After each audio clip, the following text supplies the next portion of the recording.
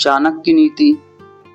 राजनीति जग कल्याण के लिए तथम संप्रवक्ष्यामि लोकानाहित काम्यया येन विज्ञान मात्रेण सर्वज्ञत्व प्रपद्यते। मैं चाणक्य लोगों के भलाई की इच्छा से अर्थात लोकहितार्थ राजनीति के उस रहस्य वाले पक्ष को प्रस्तुत करूंगा जिसे केवल जान लेने मात्र से ही व्यक्ति स्वयं को सर्वज्ञ समझ सकता है। स्पष्ट है कि राजनीति के सिद्धांत अपनाना उतना महत्वपूर्ण नहीं जितना कि उनको समझना जानना कि वे क्या हैं और उनका प्रभाव क्या हो सकता है।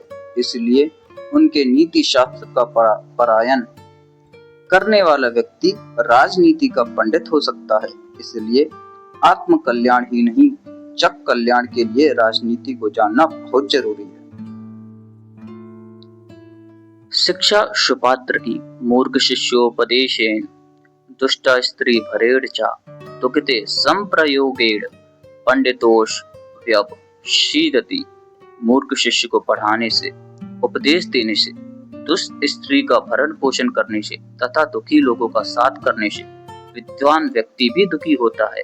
यानी कह सकते हैं कि चाहे कोई भी कितना ही समझदार क्यों ना हो, किंतु मूर्ख शिष्य को पढ़ाने पर, दुष्ट स्त्री के साथ जीवन बिताने पर तथा दुखियों रोगियों के बीच में रहने पर विद्वान व्यक्ति भी दुखी ही हो सकता है।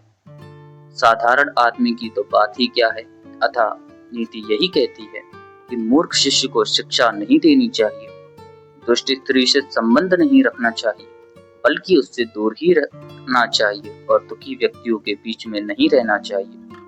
हो सकता है ये बातें किसी भी व्यक्ति को साधारण या सामान्य लग सकती हैं, लेकिन यदि इन पर गंभीरता से विचार किया जाए तो यह स्पष्ट है कि शिक्षा या सीख उसी व्यक्ति को देनी चाहिए जो उसका सुपात्र हो या जिसके मन में इन शिक्षाप्रद बातों को ग्रहण करने की इच्छा हो। आप जानते हैं कि एक बार वर्षा से भीगते बंदर को बयां चिड़िया ने घोंसला बनाने की शिक्षा दी, लेकिन बंदर उसकी इस सीख के योग्य नहीं था। झुंझुलाए हुए बंदर ने बयां का ही घोंसला उजाड़ डाला। इसलिए कहा गया है कि जिस व्यक्ति को किसी बात का ज्ञान ना हो उसे कोई भी बात आसानी से समझाई जा सकती है, पर जो अधूरा ज्ञानी है उसे तो ब्रह्म भी नहीं समझा सकते। इसी संदर्भ में चाणक्य ने आगे कहा है कि मूर्ख के समान ही दुष्ट स्त्री का संग करना या उसका पालन पोषण करना भी व्यक्ति के लिए दुख का कारण बन सकता है, क्योंकि जो स्त्री अपने पति के प्रति आस्थावान ना हो सकी वह किसी दूसरे के लिए क्या विश्वसनीय हो सकती है।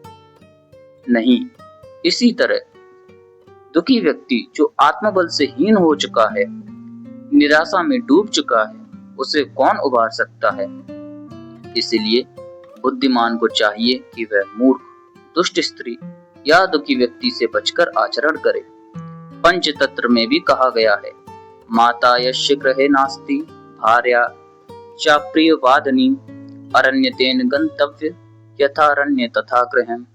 अर्थात जिसके घर में माता ना हो और स्त्री व्यभिचारिणी हो उसे वन में चला जाना चाहिए, क्योंकि उसके लिए घर और वन दोनों समान ही हैं। दुखी का पालन भी संतापकारक ही होता है। वैद पर दुखेन तप्यते, दूसरे के दुख से दुखी होता है, अतः दुखियों के साथ व्यवहार करने से पंडित भी दुखी होगा।